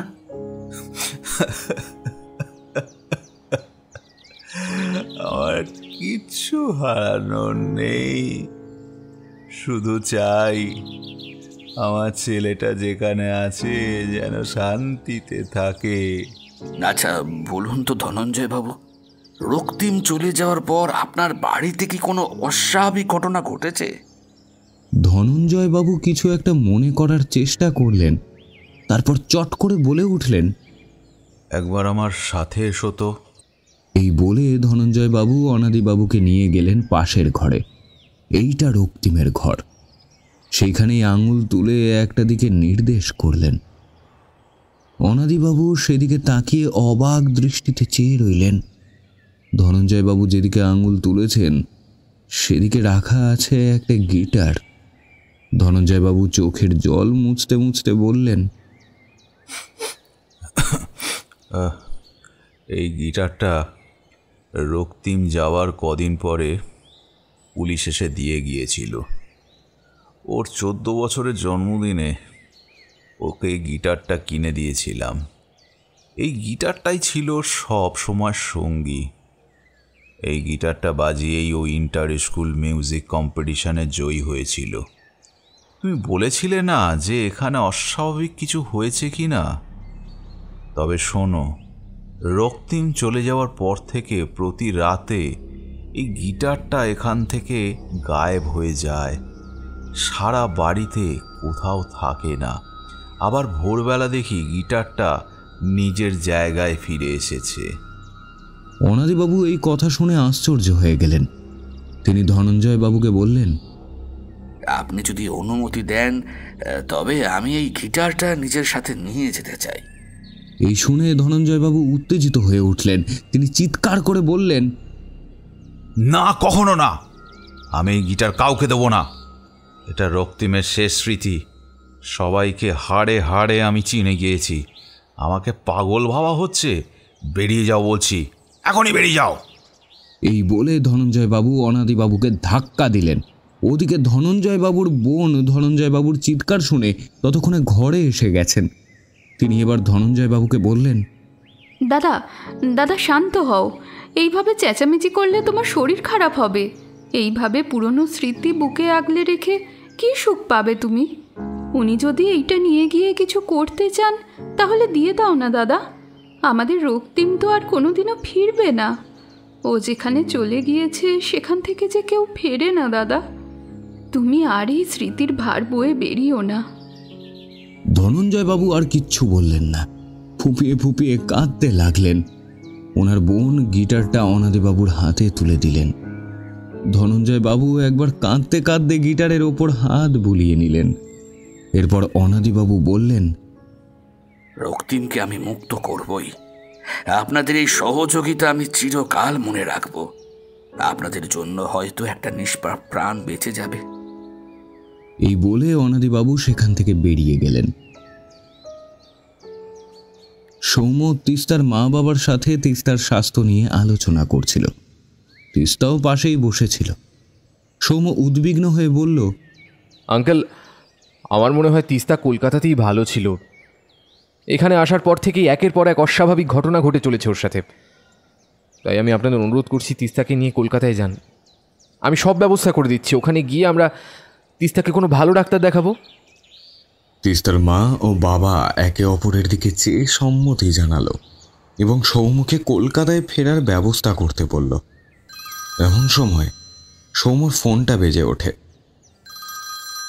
সৌম্য দেখে সৌর্য ফোন করছে। ফোনটা তুলতেই ওপাশ থেকে সৌর্য যা বলল তাতে সৌম্য হতবাক ও আতঙ্কিত হয়ে উঠল। সৌর্য কাতর কণ্ঠে বলল, হ্যালো সৌম্যদা, খুব খারাপ একটা খবর আছে। আজকে সকালবেলা স্যার রক্তিমের বাড়ি গিয়েছিলেন।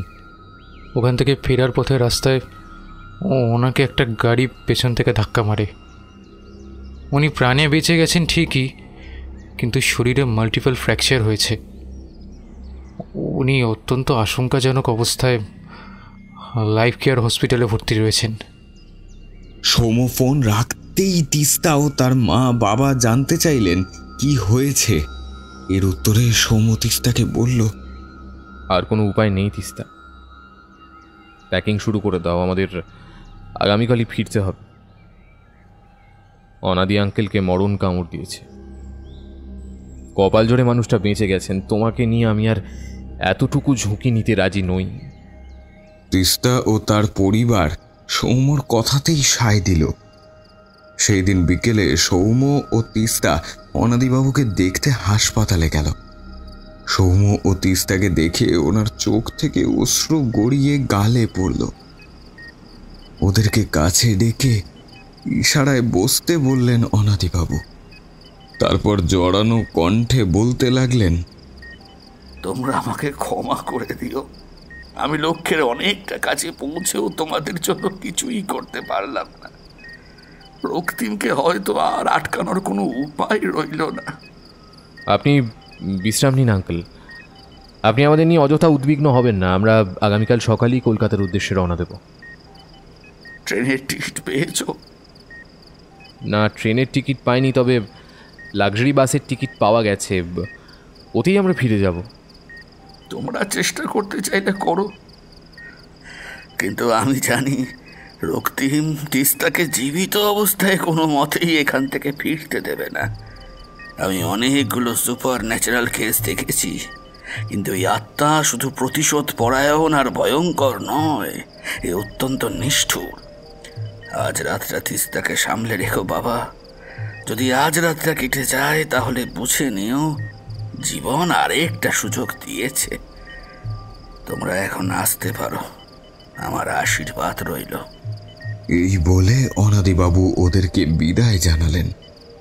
ওদের যাবার পর অনাদিবাবু ভাবলেন, হে প্রভু, ওদের রক্ষা করার কি সত্যিই কোনো উপায় নেই? এদিকে রাতে তিস্তার মা ও বাবা তিস্তার সাথেই থাকার সিদ্ধান্ত নিলেন। সৌম্য আজও তিস্তাদের বাড়ির ওই দোতলার ঘরেতে থেকে গেল। রাত তখন বেশ গভীর। তিস্তা আধো ঘুম ঘোরে জেগে রয়েছে। তিস্তার মা বাবাও জেগে রয়েছেন। সৌম্য নিজের ঘরে বিনিদ্র প্রহর গুনছে। হঠাৎ তিস্তার মা ও বাবার কানে ভেসে এলো একটা মিষ্টি গিটারের শব্দ। কেউ যেন ঘুম পাড়িয়ে দিতে চাইছে ওদের। কিছুক্ষণ এক মনে ওরা শব্দটি শুনল এবং কয়েক মুহূর্তেই ওদের চোখের পলক ভারী হয়ে বন্ধ হয়ে এলো। কয়েক মুহূর্ত পর তিস্তারও ঘুম ভেঙে গেল। ও এবার একই রকম গিটারের শব্দ শুনতে পায়। কেমন যেন মন্ত্রমুগ্ধের মতো কিছুক্ষণ শুনল, তারপর ধীরে ধীরে বিছানা ছেড়ে দাঁড়ালো। তারপর ঘরের দরজা খুলে বেরিয়ে এলো সে। উপরের ঘর থেকে দরজা খোলার শব্দে সৌম্যও বেরিয়ে এলো। বারান্দায় এসে সৌম্য দেখল তিস্তা শূন্য দৃষ্টি মেলে বাইরের পথে হাঁটা লাগালো। সৌম্য আর এক মুহূর্ত সময় নষ্ট না করে তিস্তার পিছু নিল। তিস্তা দ্রুত গতিতে এগিয়ে চলেছে। সৌম্য ওর পিছনে ছুটে গেল। দু একবার সৌম্য তিস্তার নাম ধরে ডাকলো, কিন্তু তিস্তার সাড়া পাওয়া গেল না। হঠাৎ কোথা থেকে যেন একটা দলা পাকানো কুয়াশা সৌম্যর চারপাশটা ঢেকে দিল। কুয়াশা ভেদ করে সামনের দৃশ্য দেখা প্রায় অসম্ভব হয়ে পড়ল। কুয়াশার মাঝে নিজেকে একটু ধাতস্থ করে যখন সৌম্য সামনের দিকে তাকালো, তখন তিস্তাকে ও আর দেখতে পেল না।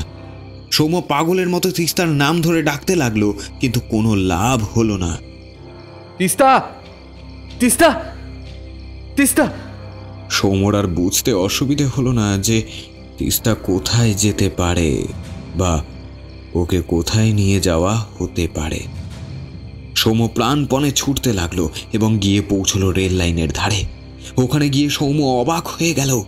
তিস্তা অসহায়ভাবে লাইনের উপরে দাঁড়িয়ে আছে। সে বারে বারে কাঁদতে কাঁদতে বলছে,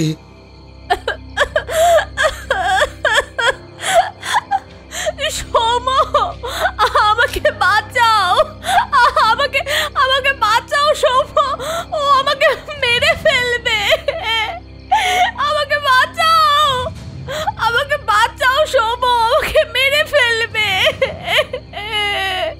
সৌম্য রেল লাইনের দিকে এগোনোর চেষ্টা করলো, কিন্তু তার পা আর চলল না। কেউ যেন মাটির সাথে সৌম্যর পা দুটোকে আটকে দিয়েছে। এরপর সৌম্য যে দৃশ্য দেখল তাতে ওর সারা শরীরের রক্ত হিম হয়ে এলো। সৌম্য দেখল রেল লাইনের ওপর দাঁড়িয়ে থাকা তিস্তার পিছন থেকে একটা ভয়ঙ্কর মূর্তি ধীরে ধীরে বেরিয়ে আসছে। সৌম্যর তাকে চিনতে এতটুকু ভুল হলো না। তার সারা শরীরে চলে বেড়াচ্ছে অসংখ্য ছোট ছোট কীট। তার হাত পা মাথা দেখলে মনে হয় এখনই যেন শরীর থেকে খসে পড়বে। তার চোখ নেই, তার জায়গায় রয়েছে দুটো কোঠর, সেখানে জ্বলছে দুটো আগুনের ভাটা। সেই বিভৎস মূর্তি এবার বিশ্রীভাবে হেসে উঠল।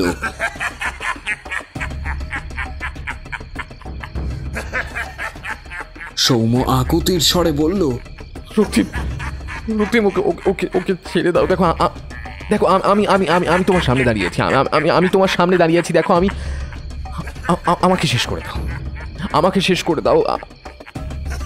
ওকে ওকে ওকে ওকে ছেড়ে দাও, ওকে ওকে ছেড়ে দাও, please please please Raktim, please ওকে ওকে ছেড়ে দাও ওকে। এবার সেই ভয়ঙ্কর মূর্তি কর্কশ কণ্ঠে চিৎকার করে বলে উঠল, না না না না, কখনো না। আপনাকে নিজের চোখে আপনার ভালোবাসার মানুষকে মৃত্যুর মুখে ঠেলে পড়তে দেখতে হবে। আমি চাই আপনি ওই কষ্ট নিয়ে চিরকাল বেঁচে থাকুন।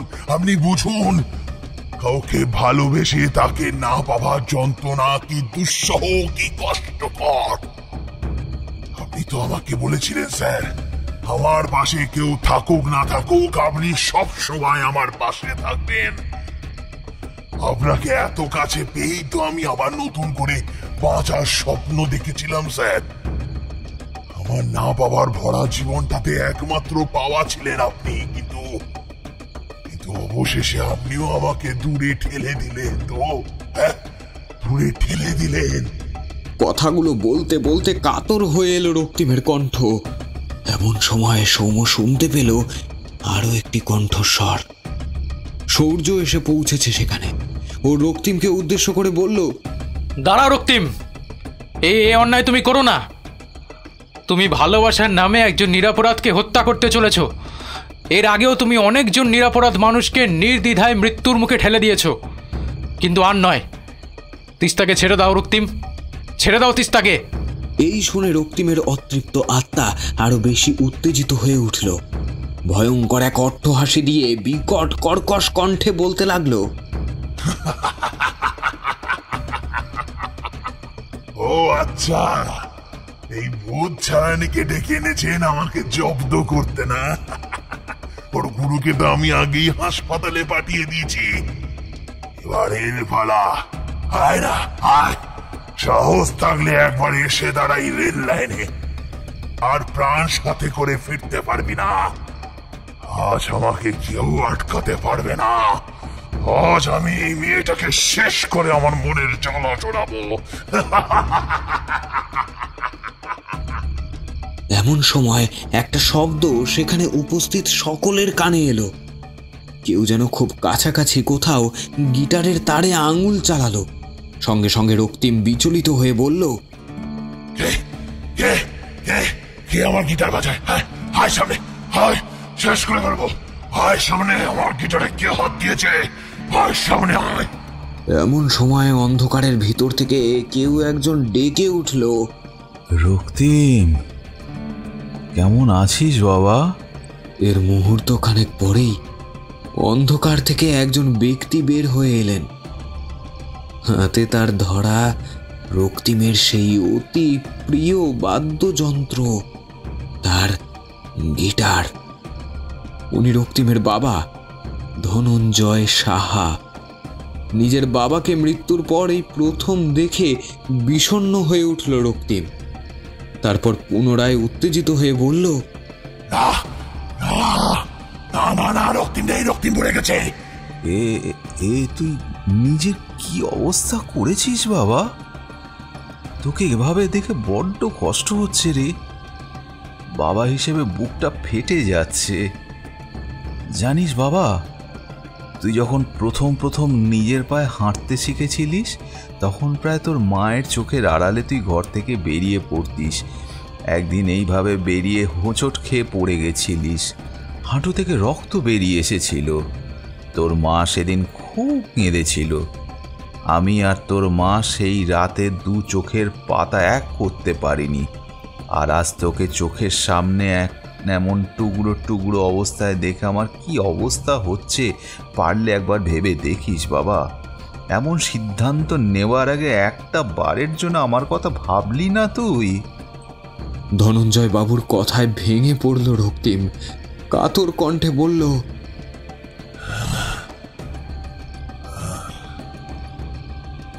আমারে ক্ষমা করে দাও বাবা।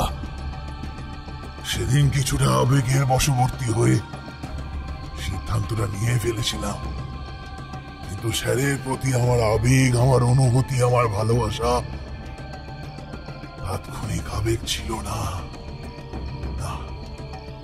কোনো তাৎক্ষণিক আবেগ ছিল না। আমি ভেবেছিলাম এই শূন্য জীবনে স্যার আমার পাশে চিরকাল থাকবেন, চিরকাল। বাবা আমার, এই জীবনে তো আমরা কত কিছুই চাই, তার সবটা যদি আমরা পেয়ে যাই তাহলে ভাবতো এই দুনিয়াটা কত সুন্দর হয়ে উঠবে। কিন্তু বাস্তব যে বড় কঠিন বাবা। আনন্দ, উচ্ছ্বাস, সাফল্য, বিজয় এসবের পাশাপাশি বাস করে দুঃখ, যন্ত্রণা, পরাজয় ও বিরহ। কাউকে ভালোবাসলে যদি তাকে পাওয়াতেই সেই ভালোবাসার সার্থকতা হতো, তবে গোটা বিশ্বে রাধাকৃষ্ণ ভালোবাসার এক উৎকৃষ্ট উদাহরণ স্থাপন করতে পারতেন না। এইসব কথার মাঝেই সকলের কানে ভেসে এলো আরো একটি শব্দ।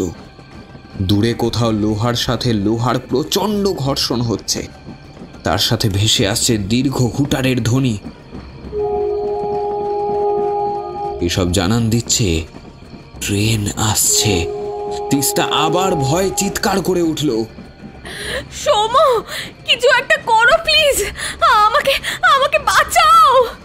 ধনঞ্জয় বাবু আবার রক্তিমের উদ্দেশ্যে বললেন, ট্রেন আসছে বাবা, তুই এবার সঠিক সিদ্ধান্ত নে। আর তুই যদি না পারিস তবে বাবা হিসেবে তোর ভুলগুলো শুধরে দিয়ে আমি সঠিক সিদ্ধান্ত নেব। না না না না, আমি কিছুতেই তিস্তাকে ছাড়বো না। ওর মৃত্যু আর মাত্র কয়েক মিনিট দূরে রয়েছে। স্যার এবার বুঝুক, ভালোবাসার না পাওয়ার যন্ত্রণা অনুভব করুক। এরা শুধু মুখেই মানুষকে সহানুভূতি দেখায়, আসল সময় সমাজ ও দুনিয়াদারি বাহানা করে ঠিক সরে যায়। বাবা বাবা, তুমি এবার চলে যাও, যাও। এদিকে তীব্র শব্দে হুটার বাজিয়ে চোখ ধাঁধানো হেডলাইটের আলো জ্বালিয়ে হুতাশনের মতো তীব্র বেগে ছুটে আসছে ট্রেনটি, যার সামনে দাঁড়ানো মানে সাক্ষাৎ মৃত্যুকে নিমন্ত্রণ জানানো।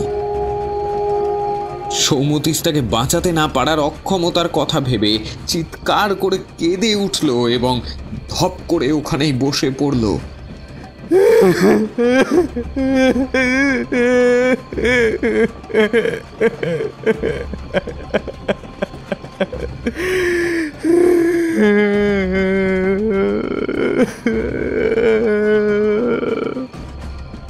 ট্রেনটি যখন তিস্তার থেকে আর মাত্র কয়েক মিটার দূরে রয়েছে, ঠিক তখনই ধনঞ্জয় বাবু একটা কাণ্ড ঘটালেন, যা ওনার থেকে ওখানে উপস্থিত কেউই সম্ভবত আশা করেননি।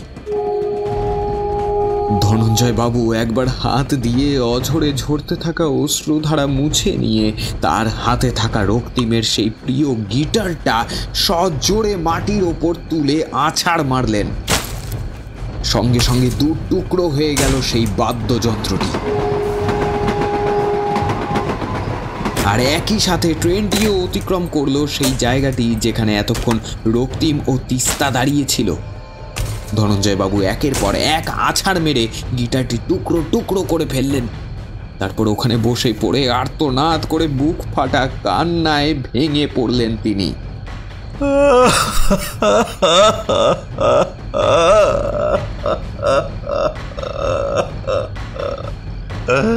জায়গাটা ততক্ষণে কান্নার রোলে মুখরিত হয়ে উঠেছে। একদিকে ধনঞ্জয় বাবু তার একমাত্র প্রিয় পুত্রকে শেষ বিদায় জানালেন, তার অন্তিম স্মৃতি তার গিটারটিকে ভেঙে টুকরো টুকরো করে ফেললেন। অন্যদিকে সৌম্য কাঁদতে লাগলো তার প্রিয়জনকে হারানোর যন্ত্রণায়, যার সাথে তার বিয়ে হবার কথা ছিল। তার সাথে সাথে তার মধ্যে কাজ করছিল আরও এক গ্লানি যে তার প্রতি প্রতিশোধ পরায়ণ হয়ে রক্তিম তার নিরপরাধ প্রেমিকাকে শাস্তি দিল। ট্রেনটি অত্যন্ত দ্রুত গতিতে সেই স্থান অতিক্রম করে চলে গেল।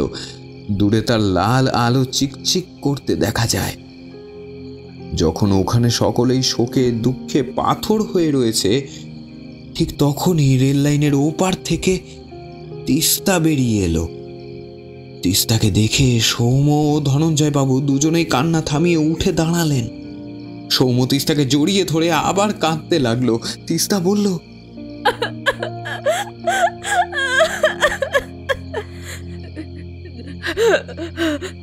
যখন যখন ট্রেনটা খুব কাছে এসে গিয়েছিল তখনই কেউ যেন আমাকে ধাক্কা মেরে লাইনের পাশে ফেলে দেয়।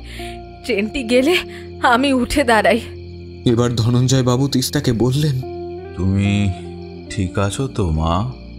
আজ আপনি না থাকলে কি যে হতো তা একমাত্র ভগবানই জানেন। তবে আঙ্কেল, আপনি এখানে কিভাবে এলেন?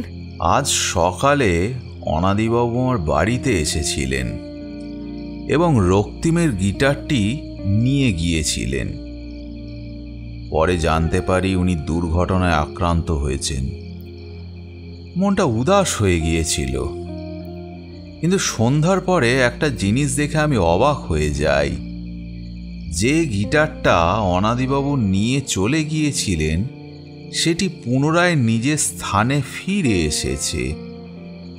আমি বুঝতে পারি রেলের ধারে অস্বাভাবিক মৃত্যুগুলোর সাথে নিশ্চয়ই রক্তিমের একটা যোগাযোগ রয়েছে। ঠিক তখনই অনাদিবাবুর সহায়ক সৌর্য এসে আমাকে জানায় যে আজ রাতেই তিস্তার ওপর প্রাণঘাতী হামলা হবে এবং তা আমি ছাড়া আর কেউ আটকাতে পারবে না। তখনই আমি বুঝে যাই আমাকে কি করতে হবে। আমি অত্যন্ত দুঃখিত। আমার ছেলের হয়ে আমি আপনাদের কাছে এই হয়রানির জন্য ক্ষমা চেয়ে নিচ্ছি। সব দোষ হয়তো আমারই। আমার ছেলেটাকে কোনোদিন সময় দিতে পারিনি। ওর মা থাকলে হয়তো আজ আমাকে এই দিন দেখতে হতো না। আঙ্কেল, আপনার যে ক্ষতি হয়েছে তার কোনো ক্ষতিপূরণ হয় না। শুধু এটুকু বলবো, ঈশ্বর আপনাকে ভালো রাখুক আর রক্তিমের আত্মাকে শান্তি দিক। চলুন এবার আমরা ফিরে যাই, রাত অনেক হয়েছে। ওরা ফেরার জন্য পা বাড়াতেই ওদের কানে একটা শব্দ ভেসে এলো। কোথায় যেন গিটারে কেউ একটা মন ভালো করার সুর তুলেছে। এই শব্দে মন প্রাণ পরিতৃপ্তি লাভ করে। ওরা চারজন দেখলো রক্তিম দূরে রেল লাইনের উপর দিয়ে গিটার বাজাতে বাজাতে এগিয়ে যাচ্ছে। এখন আর তার রূপের মধ্যে এতটুকু বিকৃতি নেই। তার চারিদিকে একটা আলোক বলয় তৈরি হয়েছে। যেতে যেতে একবার থেমে রক্তিম পিছনে ফিরে তাকালো। ওর চোখে মুখে যেন একটা অনাবিল আনন্দের স্রোত বইছে। এই আনন্দ মুক্তির আনন্দ। একটা স্মিত হাসি হাসল সে। তারপর অদৃশ্য হয়ে মিলিয়ে গেল আকাশে বাতাসে, জানান দিয়ে গেল আজ থেকে আমার সাথে সাথে তোমাদেরও সবার মুক্তি।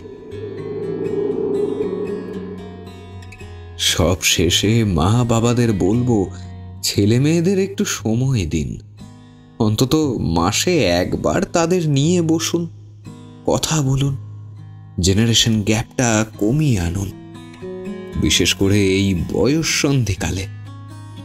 এই সময় একজন ছেলে বা মেয়ের মধ্যে উল্লেখযোগ্য শারীরিক ও মানসিক পরিবর্তন আসে। অনেক সময় এই পরিবর্তিত অবস্থার সাথে তারা মানিয়ে উঠতে সক্ষম হয় না। আবেগ প্রায়শই তাদের আয়ত্তের বাইরে চলে যায়, আর এই সময় তারা করে বসে জীবনের মারাত্মক ভুলগুলো। একটি ফুলেরও সময়ের আগে ঝরে যাওয়া অনভিপ্রেত ও অকাঙ্ক্ষিত। ভালো থাকুক আমার দেশের সকল ছেলে মেয়েরা।